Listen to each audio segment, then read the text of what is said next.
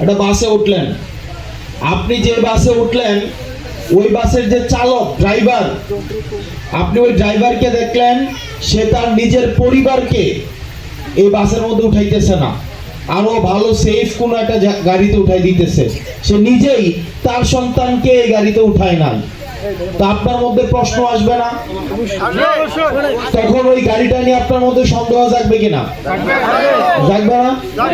ধরেন আমি 500 মানুষ খাওয়াবো বাবুর্চি দিয়ে, রান্না বান্নার আয়োজন করলাম, কিন্তু এই খাবারটা আমি নিজেও খাবো না, আমার পরিবারকেও খাওয়াবো না। তার মানে কি এই খাবারটার মধ্যে কোনো একটা ঝামেলা আছে? ব্যাপারটা এমন কিনা?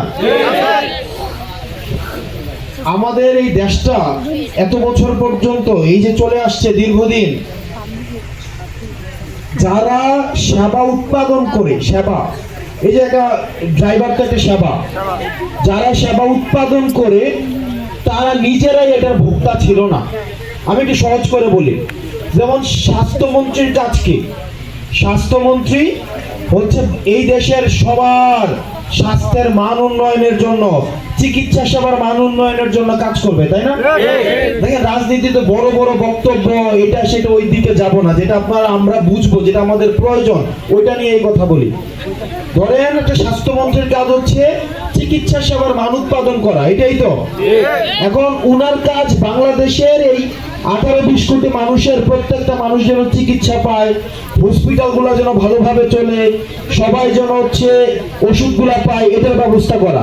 কিন্তু আপনি যখন দেখবেন যেই স্বাস্থ্যমন্ত্রী এই চিকিৎসার দায়িত্বে আছে, উনি এই চিকিৎসা সেবার উপরে আস্থা না রেখে নিজেই বিদেশ চলে যায়, তখন কি আর আপনার এই চিকিৎসা সেবার উপরে বিশ্বাস থাকবে? থাকবে? ওই আমাদের কিছু অনেকে আছে তাবিজ দিত, তাবিজ দিয়ে এরকম হুজুর আছে না?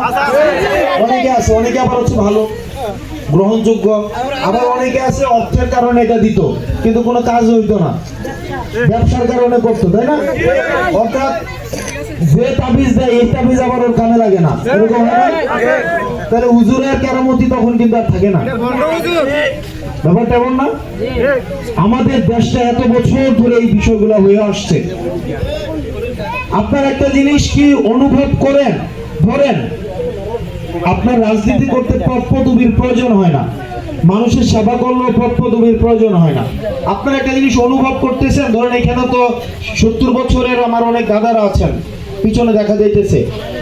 আপনাদের আমার আগে যে দুইটা বক্তব্য দিল, দুইজন বক্তব্য দিছে, এই দুইটা বক্তব্যের মধ্যে আপনারা যেই তাদের যে একটু স্বপ্ন নাগরিক সেবা, আপনারা বলেন তো, আপনারা তো অনেক বছর ধরে অনেকের বক্তব্য শুনেন, এই ধরনের বক্তব্য সমস্যা ধরে ধরে এগুলো আপনারা দেখছেন কিনা?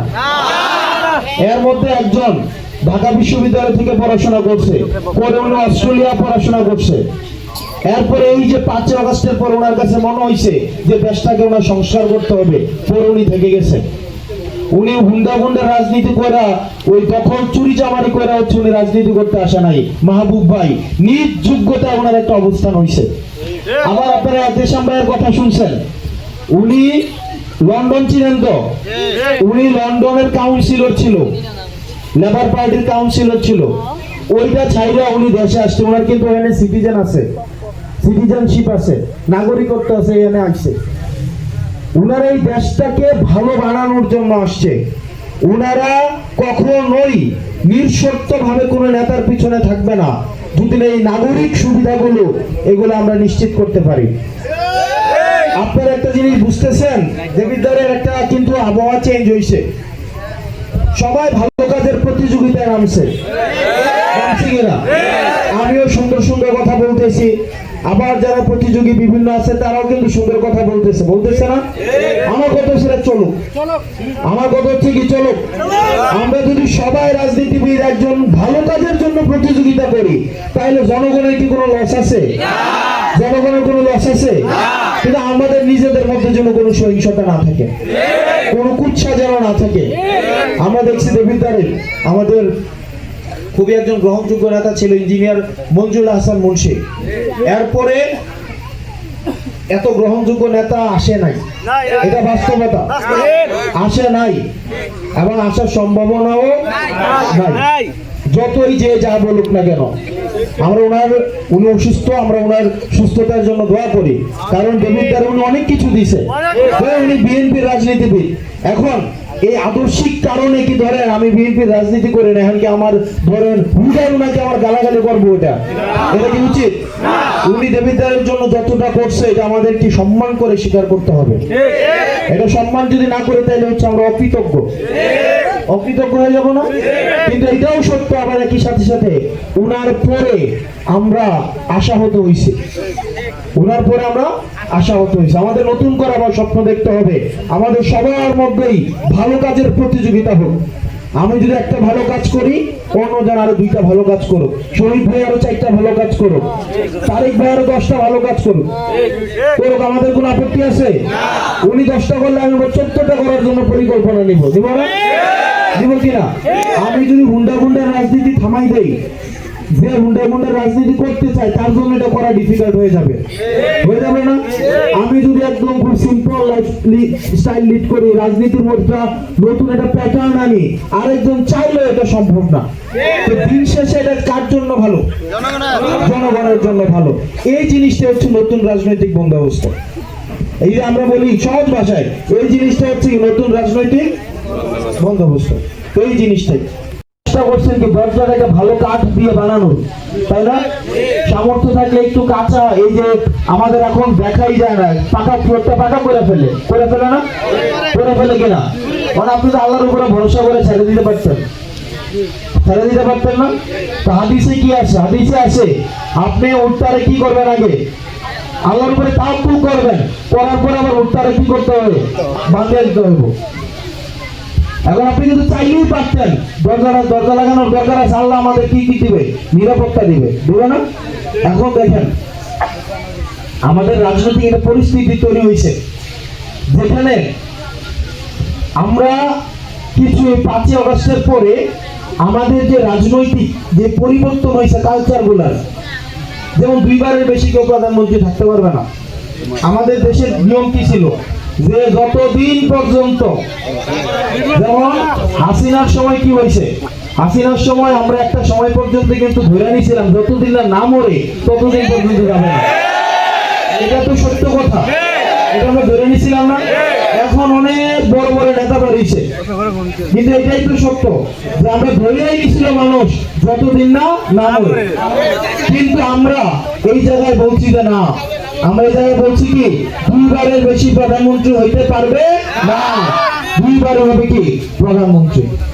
আমরা আরো অনেকগুলো নিয়ম আমরা হচ্ছে জনগণের সামনে 5 আগস্টের পরে বলছি, এবং আমরা বলছি যে লিখিত হইতে হবে। কি হইতে হবে? আপনি 200 জায়গা কিনছেন, বা 200 না, এই যে আছে না যে এই যে আপনার হাইজাল চিনেন তো, হাইজাল ঘরের পিছনটা চিনেন, এটা হাইজাল কয় নাকি? হাইজালে ধরেন আপনি 4 জায়গা কিনছেন, আপনি কি মুখের কথায় দেওয়া দিবেন? আপনি মনের কথায় দেওয়া দিবেন নাকি আপনার লিখিত দিতে হবে? এটা দলিল লাগবে কিনা? দলিল লাগবে না? আমরা চাইতেছি কি? আমরা চাইতেছি যে আমাদের এই 5 আগস্টের পরে আমরা যে সংস্কারগুলো করছি, আমরা যে নিয়মগুলো চেঞ্জ করছি, ওই নিয়মগুলো একটা লিখিত দিতে হবে। লিখিত লাগবে, কি লাগবে? এই লিখিত একটা দলিলটা চেঞ্জ করতে হবে। এটা হচ্ছে কি আমরা করতেছি নতুন সংবিধান। কি কারণ নিজের বাপের লাগি তো সম্পত্তি মারামারি হয় না? হয় কিনা? আজকে আপনি এই কথা বলতেছেন, আবার 2 বছর পরে হচ্ছে বলবেন যে এমনও তো আমাদেরকে তুচ্ছ তাচ্ছিল্য বলে না, যে বাচ্চাদের দল বলে কিনা? এটা হচ্ছে অহংকারীদের লক্ষণ। আমরা এদেরকে বুঝ দিব না। আল্লাহ ওনাদেরকে হেদায়েত দিক। আমরা হেদায়েতের জন্য সবাই ওনাদের জন্য দোয়া করে, বলেন আমিন। আল্লাহ ওনাদেরকে হেদায়েত দিক, আল্লাহ ওনাদেরকে বুঝ দিক, আল্লাহ ওনাদেরকে কম অহংকার করুক। কারণ আমরা জানি যারা অহংকার করে, অহংকার তারা কি কোথায় নিয়ে ফেলে? পতনের দিকে ফেলে। যেমন এটা সাক্ষী হচ্ছে কি এটা হাসিনা। আল্লাহ ওনাদেরকে সঠিক বুঝদান করুক। দেখেন এই যে একটা ন্যায় যদি একটা কথা কেউ বলে, একটা ন্যায় যদি কথা বলে কেউ, ধরেন একটা আপনার বাচ্চা যদি ন্যায় কথা বলে, আমরা কি বলতে পারবো যে বাচ্চা মানুষের ন্যায় কথা বলার নিষেধ? আর আমাদের বয়সও যেমন কম, আমাদের লোভও তেমন কম, আমাদের দুর্নীতিও তেমন কম। আপনারা অনেকের দুর্নীতি, কোথায় কোথায় কাদের ব্যাংক ছিল, কোথায় কোথায় কাদের ব্যবসা ছিল, কোথায় কারা বিদেশে ছিল, এগুলা কি আমরা জানি না? ওই খবর কি আমাদের কাছে আসে নাই? আসে নাই? তাইলে আমরা ভাই বয়সী 27, আমরা দুর্নীতি করছি কি বা করার তো আমরা বুঝে গেছি যে বাংলাদেশে দুর্নীতি করে থাকা আর যাবে না। ব্যাপারটা এমন না যে দুর্নীতি করতে ভালো লাগে না, টাকা পাইতে কার ভালো না লাগে, কিন্তু এটা বোঝা গেছে দুর্নীতি করে এটা হজম করা যাবে না, হজম করা যাবে না।